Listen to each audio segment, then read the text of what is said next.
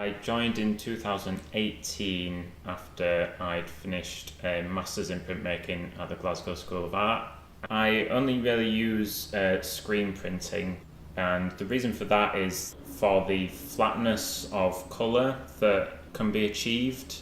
A lot of my sort of main focus of my practice is it's all inspired by architecture, and in the last few years I've been researching and looking at construction methods and sort of structural elements of buildings that once they're completed you can't really see. And as I started to think about this print in particular, they had begun constructing some buildings across the road on Argyle Street, and the first thing they sort of built, which is the case with a lot of commercial buildings, is this big concrete tower which is called the service core.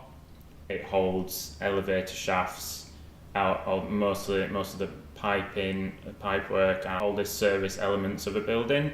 I gradually sort of watched them build the formwork and then pour the concrete to create these sort of towers. I kind of decided to use that as the main source of inspiration for this print, and it wasn't until I started to simplify those sort of forms that I was playing with that something started to appear.